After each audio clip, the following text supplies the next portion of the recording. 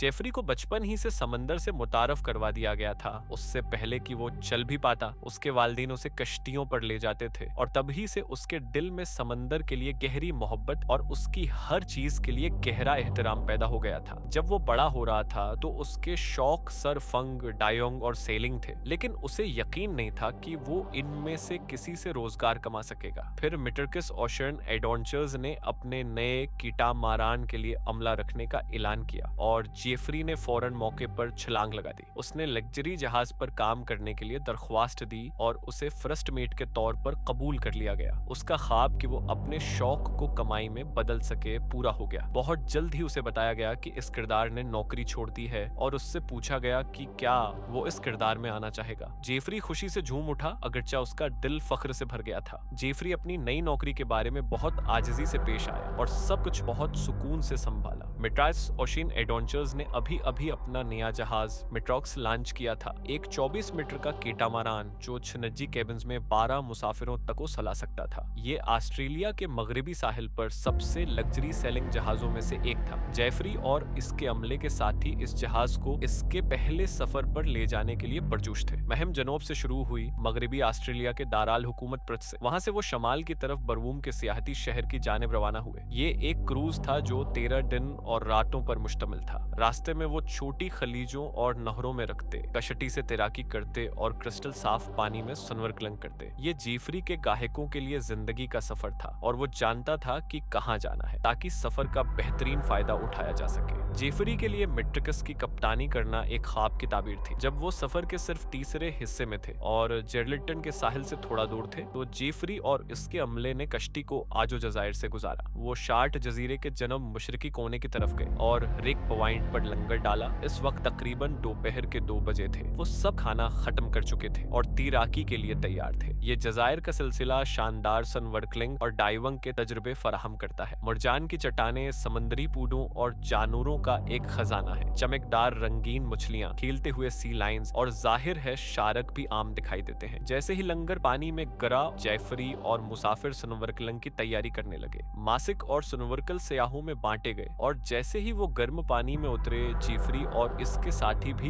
इनके साथ शामिल हो गए। उसने अपना चेहरा पानी में डाला। वो एक ड्रॉप ऑफ के करीब तैराकी कर रहे थे जहां कम गहरा रीफ एकदम गहरे नीले समंदर में बदल जाता है। ड्रॉप ऑफ जिंदगी से भरा हुआ था। तोता मछली, ग्रोपर्स और समंदरी कछुए मुरजान पर चूंच मार रहे थे। पानी के अंदर की दबी दबी आवाज ने सुकून में इजाफा कर दिया, लेकिन एक लम्हे में सब कुछ बदल गया, बगैर किसी वार्निंग के और बगैर रद्द अमल के वक्त के। जेफरी पर अचानक एक बहुत बड़े शार्क ने हमला किया। आंखों देखने वालों ने अंदाजा लगाया कि वो तकरीबन 6 मीटर लंबा था। जो लोग पानी की सतह पर थे वो सिर्फ एक सियाह साया देख सके जो टारपीडो की तरह सीधा जेफरी की तरफ जा रहा था। न चलाने का वक्त था, न वार्निंग देने का। शार्क गहराई से नमोदार हुआ और चंद सेकंड में इस पर था।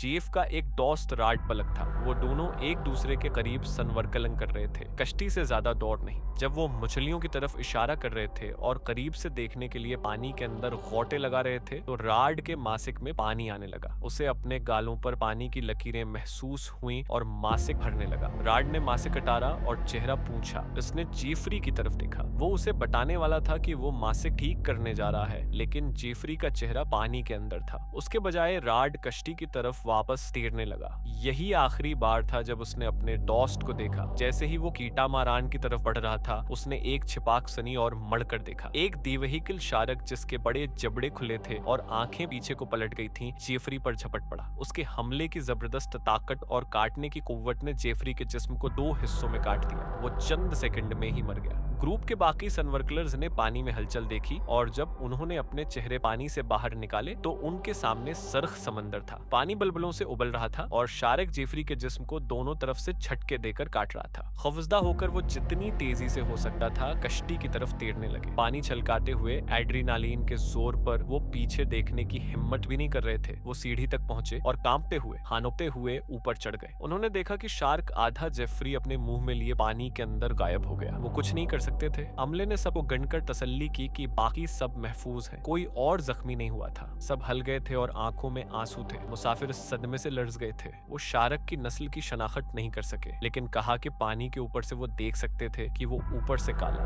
और नीचे से सफेद था। उन्होंने कहा कि वो बहुत बड़ा, बहुत लंबा और चौड़ा था। उन्होंने डोर्सल पन का अंदाजा तकरीबन 1 मीटर ऊंचा लगाया। माहिरीन का ख्याल है कि शार्क या तो ग्रेट व्हाइट था या टाइगर शार्क। अमले के एक रुकन ने हुकाम को रेडियो पर इस तबाहकुन हादसे की इत्तला दी। इसी दौरान मुसाफिर पानी में देख रहे थे कि जेफरी के जिस्म का दूसरा हिस्सा ऊपर नीचे हो रहा था कि अचानक एक मुसाफिर चीखा। शार्क दोबारा नमोदार हुआ। 10 मिनट से भी कम वक्त बाद सिर्फ उसकी नाक और आंखें पानी से बाहर आईं। इस बार उसने कोई हलचल नहीं की, बाकियात से कोई काट नहीं लिया। उसके बजाय उसने अपने बड़े जबड़े दोबारा खोले और जेफरी के जिस्म को पकड़ लिया। फिर तकरीबन खामोशी से वो दोबारा पानी के अंदर चला गया। बाकी मानदा जेफरी को साथ लेकर पानी में एक भनूर सा बना और जेफरी खत्म हो गया। उसकी मौत हैरत अंगेज तौर पर जल्दी वाक़ई हो गई। माहिरीन ने कहा कि शार्क के साइज के अंदाजे मुबालगा आमिज हो सकते हैं क्योंकि पानी में चीजें बड़ी नजर आती हैं, लेकिन यह माना कि इतना बड़ा शार्क ही जेफरी को एक ही काट में 2 हिस्सों में बांट सकता था। सदमे में डूबे मुसाफिरों और इमले ने फैसला किया कि सीधे साहिल की तरफ जाना है। वाकये के बाद वो कश्ती को सीधा जिब्राल्टर ले गए, जहां हंगामी अमले ने उन्हें ले लिया और पुलिस ने उनसे इंटरव्यू किए। मगरबी ऑस्ट्रेलिया की फिशरीज डिपार्टमेंट के अफसर रोरी मकावली ने पुलिस और रेस्क्यू टीमों की मदद की ताकि शार्क को तलाश किया जा सके। उन्होंने कहा कि अगर वो मिलता तो उसे मारकर फ्रांजक तहकीकात के लिए इस्तेमाल किया जाता। वो जेफरी की बाकियात भी तलाश करना चाहते थे ताकि कुरनर की रिपोर्ट तैयार हो सके। तलाश फौरन शुरू हो गई, लेकिन पुलिस सार्जेंट ग्राहम कल्फर्ड ने कहा कि घंटों इलाके में घूमने के बाद भी कुछ नहीं मिला। तलाश रोक दी गई क्योंकि करंट बहुत तेज थे और जो कुछ भी था वो दौर खुले समंदर में जा चुका था। गवाहों के मुताबिक अफसोस की बात है कि जेफरी को तलाश करने के लिए कुछ बाकी नहीं बचा था। न शार्क का कोई सुराग मिला न जेफरी का। अफसरान ने इलाके के लोगों को खबरदार किया कि मेहतात रहें। इस वक्त जजीरों पर राक लॉबस्टर मछली पकड़ने वाले मौजूद थे। इन्हें और दीगर सियाहों को भी इस हादसे के बारे में बताया गया। रूरी मकावली, जो शार्क रिसर्च साइंसदान थे, से इस हमले के बारे में तबसरा करने और शार्क के रवैये पर रोशनी डालने के लिए कहा गया। उन्होंने कहा कि शार्क को पानी में खींचने के लिए वहां कुछ नहीं था। पानी में कोई खुराक नहीं थी और आसपास माहीगीरी भी नहीं हो रही थी। कॉन्टिनेंटल शेल्फ के किनारे शार्क्स के शिकार के लिए कुदरती जगह है, लेकिन इस इलाके में ग्रेट व्हाइट शार्क्स देखना नायाब है। वो मगरबी ऑस्ट्रेलिया के साहिल के ऊपर नीचे तैरते रहते हैं, लेकिन ये गैर मामूली है कि सनवर्कलर्स इन्हें मरजान की चट्टानों में देखें। जेफरी के वालिद ने कहा कि उन्हें और उनके खानदान को हमले के बाद के दिनों और हफ्तों में बेशुमार फोन कॉल्स, खतूत और ताज़ियती कार्ड्स मौसूल हुए। उनका बेटा एक निहायत मकबूल नौजवान था जिसकी बेफिक्री ने उसे हर तबके के लोगों से दोस्त बना दिया था। अगरचा ऐसा लगता है कि ऑस्ट्रेलवी पानियों में शार्क के हमले आम हैं, लेकिन हकीकत में वो बहुत नायाब है। रिकॉर्ड शुरू होने से अब तक 1000 से कुछ जायद हमले हुए हैं, जिनमें से 236 महलिक साबित हुए हैं। उसके बावजूद तिराक, सनवर्कलर्स और सर्फर्स हर बार पानी में जाते वक्त खतरात को जानते हैं। ये शार्क का मस्कन है और वो सिर्फ वही कर रहे हैं जो उनकी फितरत है।